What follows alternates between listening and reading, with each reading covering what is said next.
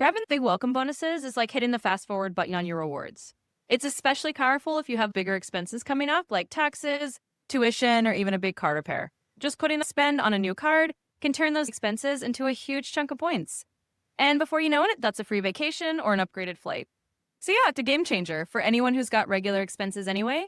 And once you get into the habit, it's just a smarter way to play the game and get a much better return on your spend.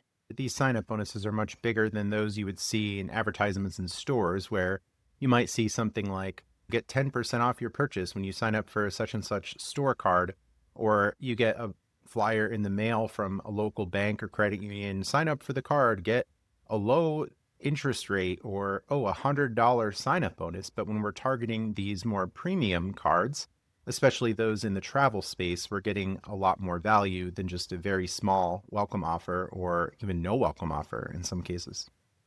Exactly. The sign-up bonuses you get with these premium travel cards are in a whole different league compared to those little store and card discounts or local bank offers. Those might give you 10% off a single purchase or a $50 bonus.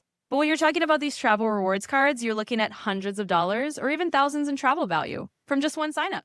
It's like stepping into a different rewards universe. And that's what makes the points and miles hobby so powerful. You're leveraging your everyday spending to get a huge return, way beyond what those basic cashback cards or store cards can offer.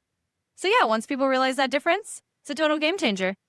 It's a mindset shift that we're getting these cards to get these welcome bonuses rather than some people who might say, oh, I shop at Home Depot, so I got a Home Depot credit card. And typically those offers are not very good. It's like an old school way of thinking of, oh, I get a credit card because I shop here, rather than I'm looking for high value in opening a new account.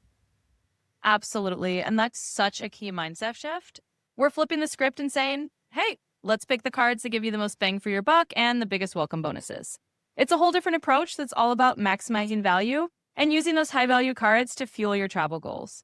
Yeah, it's like graduating from that old school way of thinking into a more strategic mindset. And once people see the difference, they realize just how much more they can get out of their spending. It's all about that high value game plan. And we in the points and miles space generally prefer points over cashback. So can you explain to listeners why points are often more valuable than cashback? Big reason we in the points and miles world often prefer points over straight cashback is flexibility and potential value. With cashback, you might get a flat 1% or 2% return, which is nice and straightforward, but it's capped. Points, on the other hand, can be so much more valuable when you use them strategically. You can transfer them to airline or hotel partners and get outsized value, especially for premium flights or luxury hotel stays. Instead of just getting 2% back, you might get several cents per point in value, turning a handful of points into a business class ticket or a 5-star hotel night. So it's really all about the leverage. Points give you the ability to unlock experiences that would cost a lot more in cash, and that's why we love them. It's potential for way more value if you play the game right. So points are basically your ticket to bigger and better travel.